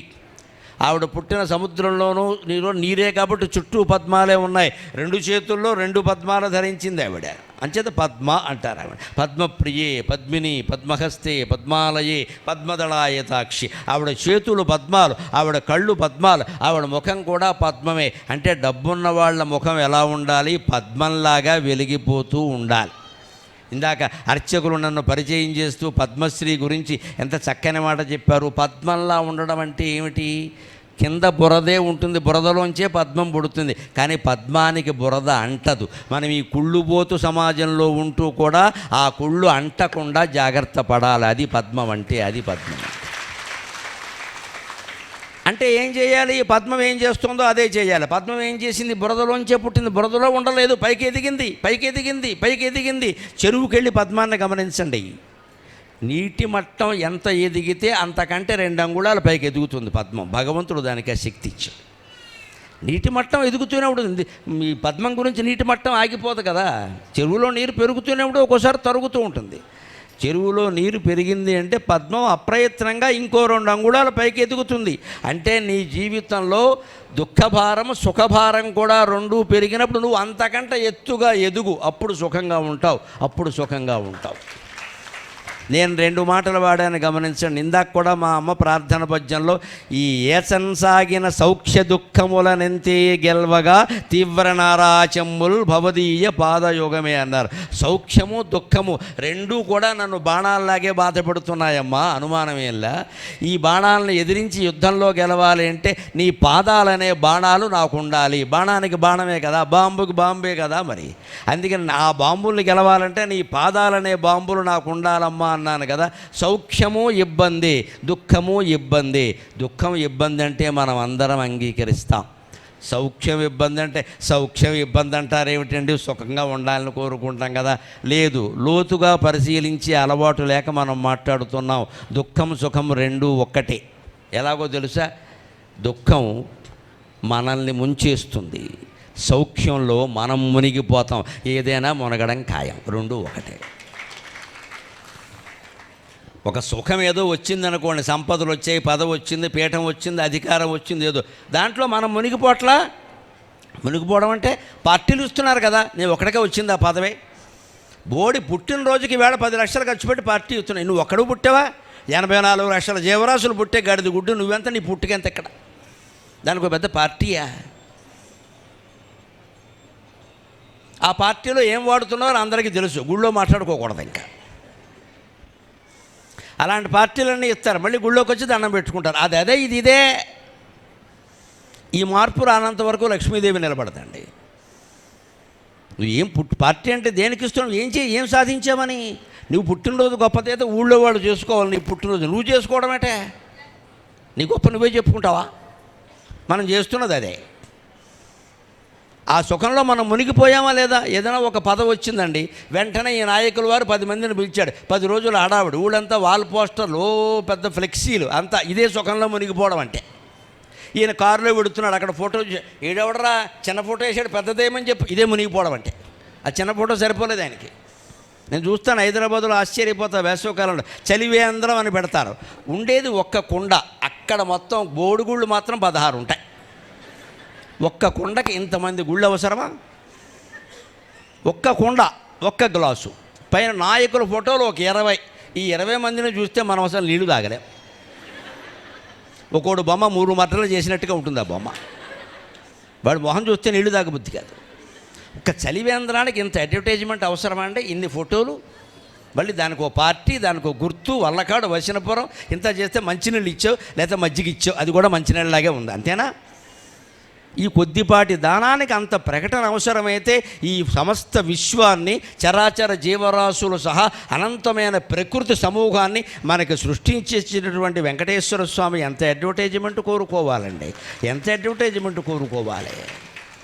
పొద్దున్నే నీ ఇంటి ముందు పువ్వులన్నీ రకరకాల రంగుల్లో కనపడుతున్నాయే, ఎవరు వేశారమ్మా రంగు? నువ్వు వేసావా, స్వామివారు వేశాడా? పొద్దున్నే నువ్వు ఇలా ఆవుని పిలవగానే, నువ్వు పిలవకుండానే పాలిస్తుంది, ఆ గోవు కడుపులో పాలు నింపింది ఎవరండి? బిడ్డ కడుపులో పడగానే తల్లి స్తనాల్లో పాలు నింపింది ఎవరండి? పువ్వులన్నిటికీ రకరకాల రంగులు వేసింది ఎవరండి? మేఘాల చేత వాన కురిపిస్తున్నది ఎవరండి? సముద్రపు నీరు ఆవిరిని చేసి, ఆవిరైన వీరు మేఘంగా చేసి, మేఘపు వాన వర్షం రూపంలో కురిసేలా చేసి, చెరువై కాలవై నదై పంటలు పండింపజేస్తున్నది ఎవరండి? స్వామివారు ఒక్కరే కదా, స్వామివారు ఒక్కరే కదా. మరి చిన్న పనికి మనం ఎంత అడ్వర్టైజ్మెంట్ ఇచ్చుకుంటే, మనం అడగకుండానే సృష్టి అంతా ఇంత రమణీయంగా చేసి మనకి ఇచ్చినటువంటి భగవంతుడు ఎంత అడ్వర్టైజ్మెంట్ ఇచ్చుకోవాలో ఆయనకు ఆ దృష్టి ఉందా అసలు? ఇది భగవంతుడు గుళ్ళో గడితే కలిగే వైరాగ్యం. నేనే ఇంత గొప్పవాడిని అయితే మరి నువ్వెంతయ్యా, నీ ముందు నేనంత అని వెంటనే నమస్కారం చేస్తాం మనం. ఇది నిరంతరం స్మరించుకోవాలి, లేకపోతే ఈ సంసారం అనే దావాగ్నిలో పడిపోతాం ఇక్కడ. అందుకని ధనం ఇస్తుంది అమ్మవారు, దాని తత్వం తెలుసుకోమని చెబుతుంది. తత్వం అంటే, ఒరే నేను పాల సముద్రంలో పుట్టానురా, నువ్వు కూడా ప్రతి రూపాయి పాల సముద్రంలో పుడుతోందా? కష్టపడే సంపాదించావా, ఎవడి సొమ్మేనా కొట్టేసావా? ఆలోచించుకో. ఎవరికి వాడికే తెలవాలది, ప్రభుత్వం వారు పట్టుకోలేరు. రెండోది, ఆవిడతో పాటు ఎవరు పుట్టారు? నమోస్తున్న అళీకని భావన, ఆవిడ పద్మం లాంటి ముఖంతో పుట్టింది. అందుకని నువ్వు కూడా పద్మంలాగా జీవితంలో దుఃఖాన్ని సుఖాన్ని రెండింటినీ దాటి పైకి ఎదుగుతున్నావా? సుఖం వచ్చినా పెద్దగా పట్టించుకోవద్దు, అలాగే దుఃఖం వచ్చినా పట్టించుకోవద్దు. సుఖం వస్తే పట్టించుకోకుండా ఉండడం అలవాటైతే దుఃఖం వచ్చినా కూడా పట్టించుకోమండి, అనుమానమే లేదు. ఓ పరీక్షలో విద్యార్థికి ఎవరికైనా మంచి ఏదో ర్యాంక్ వచ్చిందనుకోండి, దానికి పెద్ద పార్టీ మనం ఇచ్చామనుకో, వచ్చే ఇబ్బంది ఏమిటో తెలుసా? తర్వాత వాడికి ఆ ర్యాంక్ రాకపోతే తట్టుకోలేడమ్మా, ఉరి చేసుకుంటాడు వెంటనే. అందుకే ర్యాంక్ వచ్చిన వాళ్ళకి ఎప్పుడూ పార్టీలు ఇవ్వద్దు. బాగుందిరా అబ్బాయి, చాలా బాగా చదువుకున్నావు, అది నిలబెట్టుకో, ఇంగ్లీష్లో కీప్ ఇట్ అప్ అంటారు, అంతే. అంతేగాని మనమే పక్కింటి వాళ్ళని పైవాట వాళ్ళని పిలిచేసి బ్రహ్మాండమైన పార్టీలు ఇచ్చేసామనుకో, వాడికి బాగా గర్వం వచ్చేస్తుంది. ఇంకా తర్వాత మళ్ళీ పరీక్షల్లో అంత ర్యాంకు రాలేదనుకో, అయిపోయింది అంటాడు వెంటనే. ఇక్కడ ఈ నీరసం నిస్పృహ ఎందుకు వచ్చింది? ముందు పార్టీ ఇవ్వడం వల్ల వచ్చింది. అంచేత నీకు వచ్చింది పెద్ద ర్యాంకేం కాదబ్బాయి, చాలామందికి వస్తుంది ఇది, నువ్వు నిలబెట్టుకో, మంచివాడివే, సంతోషం, దేవుడి గుళ్ళోకి వెళ్ళి దండం పెట్టుకో, దేవుడి దయ వల్ల వచ్చింది అది అంటే. తర్వాత ఏదన్నా దుఃఖం వస్తే అది కూడా దేవుడి దయ వల్లే వచ్చింది కదా అనుకుంటాడు సుఖంగా. ఈ అలవాటు చెయ్యాలి, అప్పుడు సుఖ దుఃఖాలు సమానంగా తీసుకుంటాం. తేడా ఏం లేదు, సుఖంలో మనం మునిగిపోతాం, దుఃఖం మనల్ని ముంచేస్తుంది. ఏదైనా మునిగిపోవడం ఖాయమే కదా. అందుకని రెండింటినీ తేలిగ్గా తీసుకోవాలంటే, బురదలో పుట్టిన పద్మం బురదంటకుండా నీరంటకుండా పైకి ఎదిగినట్టుగా మనం కూడా పైకి ఎదగాలి. అందుకని నమోస్తున అళీకని భాననాయై, నమోస్తు దుగ్ధోధది జన్మభూమ్యై, నమోస్తు సోమామృత సోదరాయై. సోమ అంటే చంద్రుడు, అమృత అంటే అమృతం, ఈ రెండు అమ్మవారితో పాటే పుట్టే.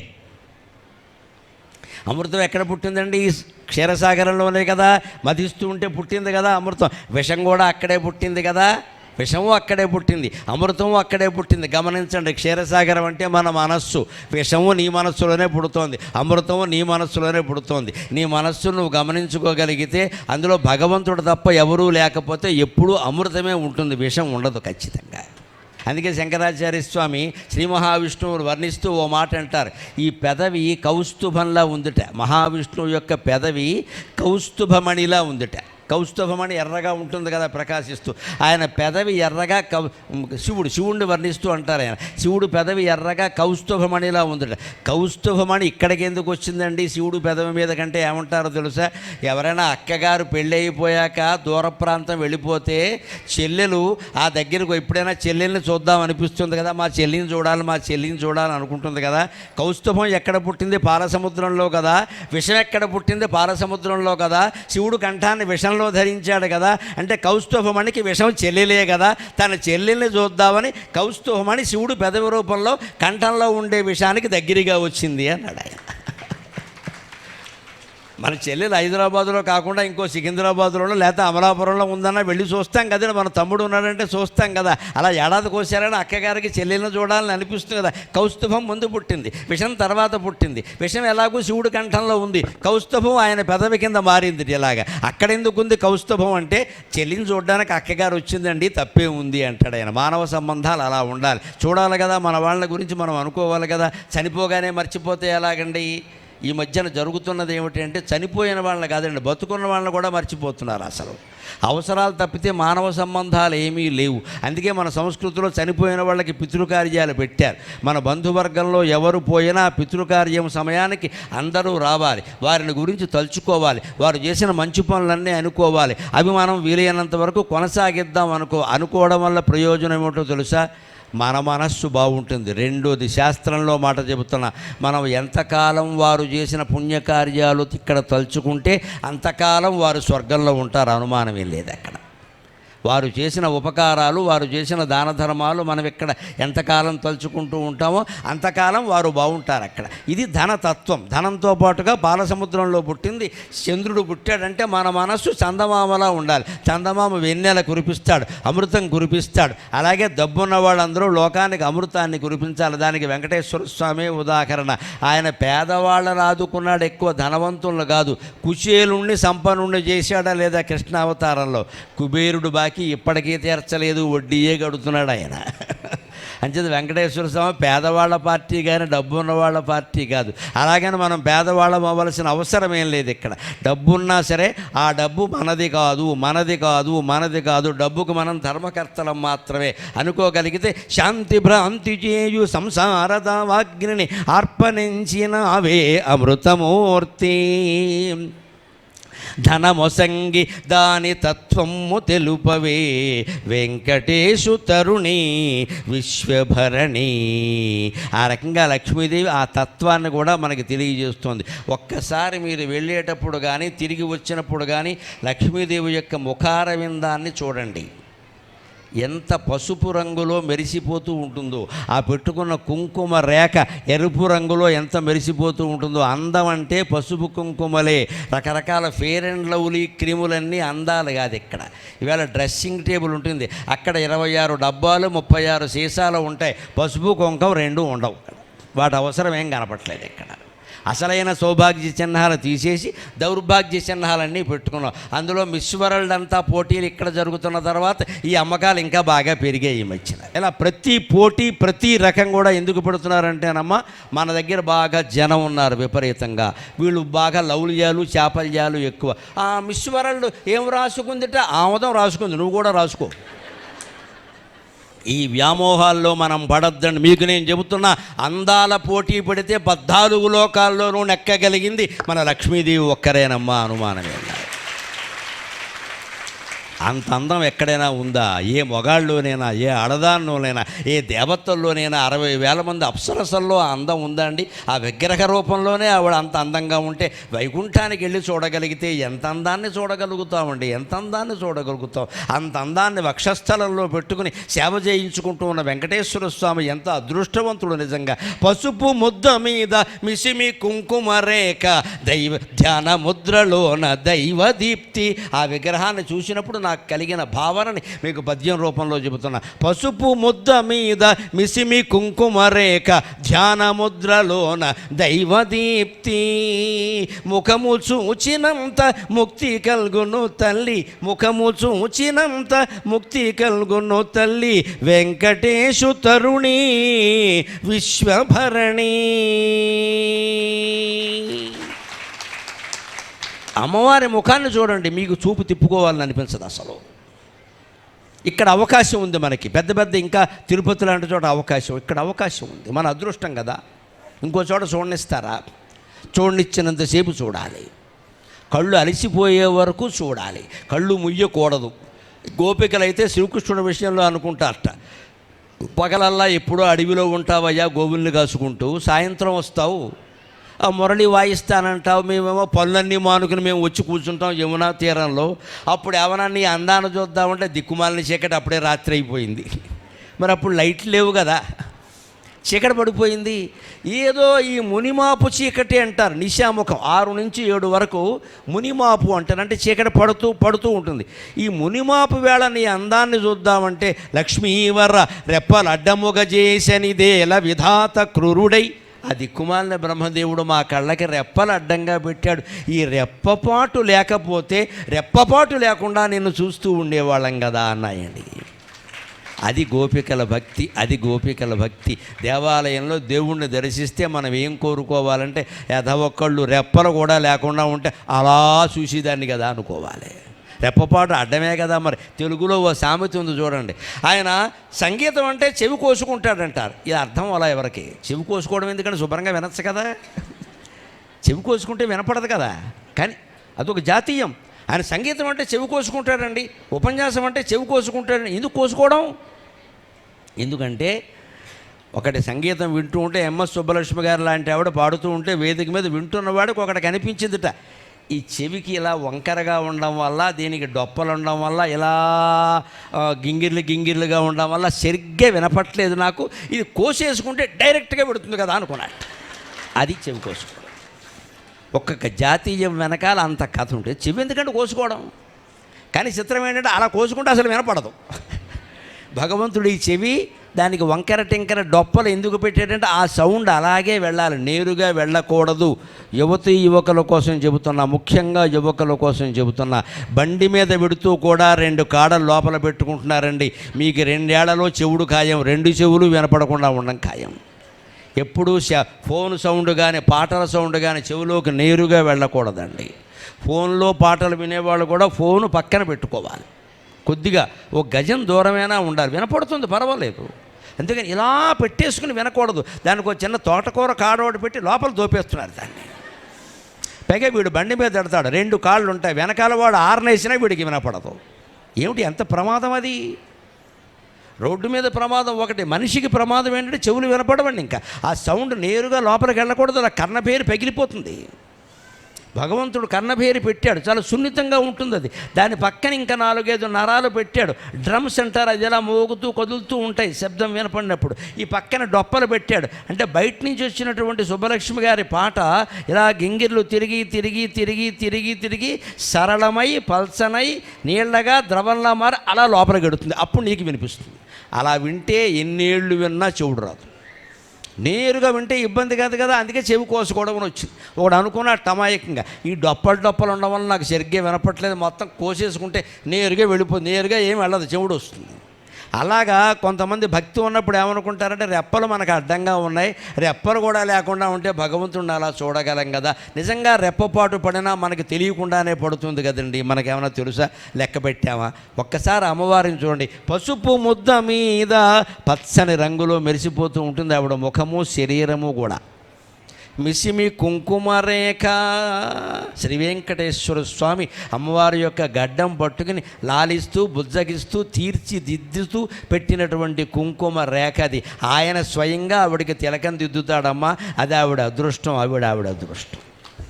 అది కూడా ఆ గడ్డం ఇలా మెత్తగా ఉన్న చోట ఇలా పట్టుకుని లక్ష్మి ఇటు తిరుగు, లక్ష్మి ఇటు తిరుగు అని కుంకం దిద్దుతాడు. అలాగా అప్పుడప్పుడు భర్తలందరూ భార్య నుదుట కుంకుమను అలా దిద్దండి, దాని ప్రయోజనాలు వేరుగా ఉంటాయి. అనుభవం మీద చెబుతున్నాను. పాపం భర్తలు ఏమంటారంటే కుంకుమ బొట్టే పెట్టుకోకపోతే ఏం దిద్దమంటారండి అంటాడు. వెంటనే మరి పెట్టుకుంటే కదా, ఓ బెళ్ళ అంటించుకుంటున్నారు, బెళ్ళ ఏం దిద్దుతో పీకే పట్టుకుని. భార్య కుంకుమ బొట్టే పెట్టుకోవాలి, అది అప్పుడప్పుడు చెమట గారుతూ ఉండాలి, పక్కకి జరుగుతూ ఉండాలి. భర్త చక్కగా ఆ చుబుకం పట్టుకుని అలా నెమ్మదిగా ఇలా దిద్దాలి. అది దాంపత్యం అంటే అది. అప్పుడు దాంపత్యం కలకాలం ఉండదు. పొరపాటును కూడా వేరే మాట అభిప్రాయ భేదాలు సర్దేసుకుంటారు వెంటనే. ఇంత ప్రేమించే భర్త 10 మందిలో అయినా చేయించి పని, 10 మంది చూస్తుండగా కూడా భర్త పని చేస్తే ఆ ఇళ్ళకి మంచి ప్రౌడ్ఫుల్ గర్వంగా, మా ఆయన చూసుకో సర్వీసు, ఎంత గర్వంగా ఉంటుందండి భర్తను చెప్పుకోవడానికి. అందుకని నేను వెళ్ళిపోతున్నా నువ్వు రా అంటే వెనకాల ఎప్పుడు వస్తుందో ఆవిడ చూసుకోవాలి, వెనకాల వస్తుందో లేదో. అలా ఉంటేనే కదా దాంపత్యం. వెంకటేశ్వర స్వామి ఎంత ప్రేమిస్తాడు లక్ష్మీదేవిని అంటే ఆయన గడ్డం దగ్గర ఇలా పట్టుకుని ఇలా పక్కకి ఇలా బొగ్గ ఇలా పక్కకి తీసి ఆ పైన నుదుట కుంకుమ రేఖ, ఆ రేఖ ఆయన తీర్చిదిద్దుతాడమ్మా. ప్రతిరోజు కూడా విష్ణు పురాణంలో ఉంటుంది ఈ విషయం. అంత ప్రేమ ఉండబట్టే ఆవిడ నిత్యానపాయని, ఎప్పుడూ ఆయన్ని విడిచిపెట్టి పుట్టింటికి కాదు ఎక్కడికి వెళ్ళడానికి ఆవిడ ఇష్టపడదు. పాల సముద్రానికి కూడా లక్ష్మీదేవి మళ్ళీ వెళ్ళినట్టుగా ఎక్కడా పురాణాల్లో లేదు. అంత ప్రేమించే భర్త ఉన్నాడు కాబట్టి. పసుపు ముద్ద మీద మిసిమి కుంకుమ రేఖ, అది ఎలా ఉంటుందంటే ధ్యానం చేసే వాళ్ళకి అర్థమవుతుంది. ఆధ్యాత్మికమైన తత్వం చెబుతున్నా. బయటికి కనిపించేది పసుపు ముద్ద లాంటి ముఖం, దాని మీద కుంకుమ రేఖ. అది ఎలా ఉంటుందంటే ధ్యానముద్రలోన దైవదీప్తి. అవకాశం ఉంటే పొద్దున్న అరగంట, సాయంత్రం అరగంట మీ ఇంట్లోని మీరు ఎక్కడైనా పద్మాసనం వేసుకుని కూర్చుని మనస్సుని లోపలికి మళ్ళించి కళ్ళు మూసుకుని ధ్యానం చేయండి. అదృష్టం బాగుంటే అమ్మవారి నుదుటి మీద వెలుగుతున్న కుంకుమ రేఖ మీ కళ్ళ ముందు ప్రత్యక్షం అవుతుందమ్మా, ప్రత్యక్షం అవుతుంది. ధ్యానం అనుభూతి అంటే అర్థం అది. ఆ నిష్ఠ కుదిరితే లక్ష్మీదేవిని ధ్యానిస్తే లక్ష్మీదేవి, వెంకటేశ్వర స్వామిని ధ్యానిస్తే వెంకటేశ్వరుడు, శివుణ్ణి ధ్యానిస్తే శివుడు, కుమారస్వామి అయితే కుమారస్వామి. మీరు ఏ దేవుణ్ణి ధ్యానిస్తే ఆ దేవుడికి సంబంధించిన చిహ్నం ఉంటుంది కదా, శంఖమో చక్రమో కుంకుమ బొట్టు ఏదైనా సరే. లక్ష్మీదేవికి చిహ్నం అంటే కుంకుమ బొట్టే, అది కనిపిస్తుంది. అందుకే నేను ఈ పద్యంలో ఉన్నా. ధ్యానముద్రలోన దైవదీప్తి. అపారమైన గాఢమైన ధ్యానంలో ఉన్నవాడికి ఎదుట దేవుడు దర్శనమిచ్చినట్టుగా నీ కుంకుమ రేఖ కనిపిస్తోందమ్మా. ముఖము చూచినంత ముక్తి గల్గును తల్లి, ముఖము చూచినంత ముక్తి గల్గును తల్లి, వెంకటేశు తరుణి విశ్వభరణి. ఇప్పుడు మనం కోరుకోవలసిన ఇంకొక మాట, ఇంత ధ్యానం కుదరాలి అంటే ఎలా కుదురుతుంది? కుదరకుండా ఉండడానికి అడ్డం వస్తున్నది ఇది మనస్సు. మనస్సులో ఎందువల్ల అడ్డాలు వస్తున్నాయి?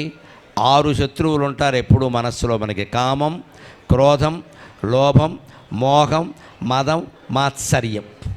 మనసు వనములోన మద మత్సరములు, క్రోధ లోభములను క్రూర మృగములు ఎన్నో కలవు తల్లి ఎప్పుడు వేటాడేదో, ఎన్నో కలవు తల్లి ఎప్పుడు వేటాడేదో, వెంకటేశు తరుణి విశ్వభరణి. అది అమ్మవారిని ప్రార్థన చెయ్యాలి. మన మనస్సులో ఉండే కోరికలని, క్రోధాలని, లోభాన్ని, మోహాన్ని జయించడం మన వల్ల అయ్యేది కాదు. ఏదో వస్తూనే ఉంటాయి. 6 ఉన్నారు అనుకోకండి, 6 ఉన్నారంటే జయించడం కష్టం. పాకిస్తాన్ వాడితో యుద్ధం కాబట్టి దెబ్బ కొట్టి బారేసాం. అదే అమెరికా వాడితో, చైనా వాడితో అయితే వేరుగా ఉండేది పరిస్థితి. అంటే మన మనస్సులో శత్రువులను జయించడం పాకిస్తాన్తోనూ బంగ్లాదేశ్తోనూ యుద్ధం కాదండి, చైనాతో యుద్ధం, అది అమెరికాతో యుద్ధం. అది చాలా జాగ్రత్తగా చేయాలి. చాలా పై చెయ్యి కావాలంటే చాలా కష్టం. దానికి భగవంతుడు సహాయం మనకు కావాలి. అందుకని అమ్మవారిని ఏం ప్రార్థన చేయాలి? మనసు వనములోన మద మత్సరములు, క్రోధ లోభములను క్రూర మృగములు ఎన్నో గలవు తల్లి ఎప్పుడు వేటాడేదో. అమ్మవారిని ఒక బోయవాడి భార్యలాగా, వేటగాడి భార్యలాగా వేటకి రామ్మ, వేటాడే వాళ్ళకి మృగాలు కావాలి కదా. నా మనస్సులో కామం, క్రోధం, లోభం, మోహం, మదం, మాత్సర్యం అనే 6 మృగాలు ఉన్నాయి. పైగా ఎంత చంపినా ఎప్పటికప్పుడు మళ్ళీ పుడుతూ ఉంటాయి. హాయిగా వేటాడుకోవమ్మా, నీకు బోళ్ళు మృగాలు దొరుకుతాయి, నీకు సరదా తీరుతుంది, నా మనస్సు పరిశుద్ధం అవుతుంది అని అమ్మవారిని ప్రార్థన చేయాలి మనం. అవి పోగొట్టమని అడగాలి, పోగొట్టమని అడగాలి. అలా అడుగుతూ ఉంటే నాకు కోపం తగ్గాలి, నాకు కోపం తగ్గాలని దేవుడి ముందు 10 సార్లు అన్నాం అనుకోండి, అన్నందుకైనా తగ్గుతుందా తగ్గదా? అంచేత నా మనస్సులో కామక్రోధ లోభమోహ మద మాత్సర్యాలని ఎన్నో ఉన్నాయి. ఆలోచించండి, ఇన్ని లేవు నిజానికి. 6 ఉన్నారంటే కష్టం. 6 ఏం లేవండి. కామం అంటే కోరిక, ఆ కోరిక తీరకపోతే వచ్చేది క్రోధం, ఆ కోరిక నాకే తీరాలి అనుకోవడం లోభం, ఆ కోరిక తీరకపోతే నేను బతకలేను అనుకోవడం మోహం, ఆ కోరిక నాకే తీరిందని గర్వించడం మదం, ఆ కోరిక నాకు తీరకుండా ఇంకోరికి తీరిందని బాధపడడం మాత్సర్యం. వెరసి కోరికే మన శత్రువు, కోరికే మన శత్రువు. 6 శత్రువులు లేరు, ఉన్నది ఒకటే. ఆ ఒక్కటి తొలగించమని ఆవిడనే అడగాలి. అడిగితే నేను ఎత్తి మీద తేలుందంటే నీ చేత్తో తీసేయమన్నట్టు ఎవడో, అంతే లెక్క. కుడితే ఆవిడకే కుడుతుంది, మనకే. ఎందుకంటే ఈ సృష్టి అంతా మనం ఏమైనా చేయమన్నావా? మనం ఏమైనా అడిగామా? మనిషిగా పుట్టించమని కోకటపల్లిలో పుట్టించు, నిజాంపేటలో పుట్టించని మనం ఏమైనా అడిగామా? మనం అడగలేదు కదా. మనం పుట్టించమంటే మనం ఏమంటాం? నందనవనంలో పారిజాత వృక్షం కింద పాలు తాగేవాళ్ళే పుట్టించమని చెబుతాం. ఈ కోరిక ఎందుకు కోరతామండి ఇక్కడ? మరి ఆయనే పుట్టించాడు కదా. అందుకని నేను ఎత్తి మీద తేలుందని ఎవడో చెప్పాట, నీ చేత్తో తీసేయన్నట్టు గొడవ లేకుండా, కుడితే వాడినే కుట్టిందని. అలాగే మనం అమ్మవారి దగ్గర, దేవుడి దగ్గర ఏమిటంటే ఇన్ని బాధలు ఉన్నాయి, మంచిది నువ్వే తీసే, నువ్వు మీ ఆయనే కలిపి పెట్టారు, నేను ఏమైనా పెట్టమన్నాను ఇక్కడ? అందుకే అమ్మవారిని చివరిగా కోరవలసిన కోరిక చెప్పి నేను సెలవు తీసుకుంటానండి. కంటి పాపలందు చంటి పాపల మంచు నిలువ నిమ్ము తల్లి నిత్యమల్లి. కంటి పాపలందు చంటి పాపల మంచు నిలువ నిమ్ము తల్లి నిత్యమల్లి. వెడద కన్నులందు వెలుగు చూడవలదే వెలుగు చూడవలదే వెడద కన్నుల యందు వెలుగు చూడవలదే వెడద కన్నుల యందు. వెంకటేశు తరుణి విశ్వభరణి. తెలుగులో కాపాడడానికి ఒక మాట ఉంది. కడుపులో పెట్టుకుని కాపాడాడంట, కళ్ళల్లో పెట్టుకుని కాపాడాడంట. ఈ రెండే అంటారు. చెవిలో పెట్టుకుని కాపాడాడు, మోకాల మీద పెట్టుకుని అనరు. అక్కడ కాపాడడం కుదరదు. కాపాడాలంటే రెండే లెక్క. కడుపులో పెట్టుకుని కాపాడడం అంటే తల్లి. మన జీవితం మొత్తం మీద మనం నిశ్చింతగా ఉన్నామంటే ఎక్కడండి? తల్లి కడుపులో ఉన్న 9 నెలలే నిశ్చింతగా ఉన్నాం. బయటకు వచ్చింది మొదలు ఎల్కేజీ అన్నారు, ఊకేజీ అన్నారు, 2 kg అన్నారు, ఎంసెట్ అన్నారు, ఇంజనీరింగ్ అన్నారు, ప్యాకేజీ అన్నారు, లీకేజీ అన్నారు, చంపేశారు పట్టుకొని. ఇక్కడ అంచేత మనిషి సుఖంగా ఎప్పుడున్నాడు అంటే తల్లి కడుపులో ఉన్న 9 నెలలే. అందుకే తెలుగులో సామెత కడుపులో పెట్టుకుని కాపాడిందమ్మ.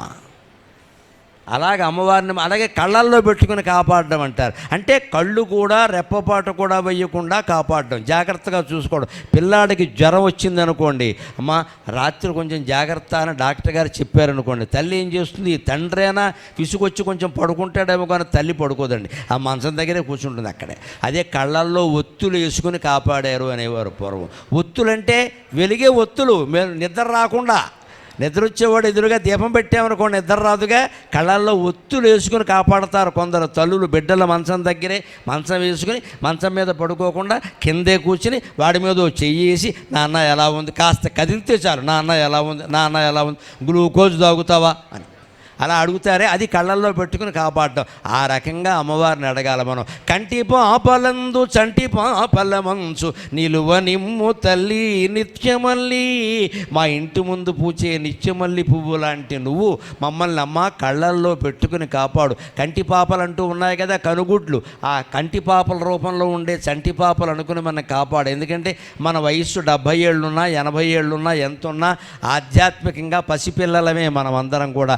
మనకు ఆ జ్ఞానమేమీ తెలియదు నిజానికి, అది ఆవిడ ఇవ్వాలి. భగవంతుడి ముందు అందరూ పిల్లలమే. ఇందులో ఎవరు వయస్సులు మెజారిటీ ఏమీ ఉండదు. ఇక్కడ అందరం పిల్లలు. మేము నీ చంటి పాపలం అమ్మ, మమ్మల్ని అలాగే కాపాడు తల్లి. నీ నిలువని నిలుపుకొనుము తల్లి నిత్యమల్లి. వెలుగు చూడవలదే వెడద కన్నుల యందు. ఆ కళ్ళల్లో పెట్టుకుని కాపాడమని ఎందుకు అడుగుతున్నాము అంటే, నీ వెడద కన్నుల యందు విశాలమైన తామరపు రేకుల్లాంటి నీ కళ్ళల్లో ఉండే వెలుగు మేము చూడాలి కదమ్మా. అందుకని మమ్మల్ని కళ్ళల్లోనే కాపురం పెట్టుకొని తల్లిని. వెంకటేశు తరుణి విశ్వభరణి. ఈ విశ్వాన్నంతటినీ ఒక కుంకుమ భరణిలాగా చేసి ధరిస్తూ ఉన్నటువంటి నీకు నమస్కారం చేస్తున్నానమ్మా అని మనం సెలవు తీసుకుంటున్నాం. ఈ స్తోత్రం మీకందరికీ ఆయురారోగ్య భోగ భాగ్యాలని, అంతకు మించి మనశ్శాంతిని కలిగించాలని ప్రార్థిస్తూ స్వస్తి ప్రజాభ్యః.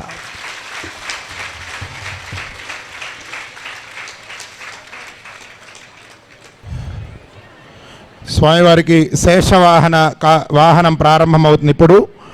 అలానే రేపటి రోజు ఉదయం ఇక్కడ స్వామివారికి 10 గంటలకి ఉత్సవమూర్తులకి స్నపనము, ఉదయం సింహవాహనము, సాయంకాలం పూట స్వామివారికి ఇదే సమయానికి సర్వభూపాల వాహన కార్యక్రమాలను యథావిధిగా ఇక్కడ కార్యక్రమంలో బ్రహ్మోత్సవంలో భాగంగా చేయడం జరుగుతుంది.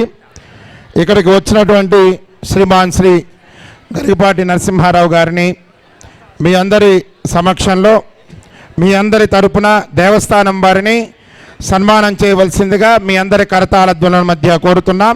మనందరం వారిని ఒకసారి కరతాళ ధ్వనులతో ధన్యవాదాలు తెలుపుతూ శేషవాహన సేవకు వెళతాం. మీ అందరి తరపున ఇక్కడ కమిటీ వారిని సన్మానించవలసిందిగా కోరుతున్నాం. వాద్యం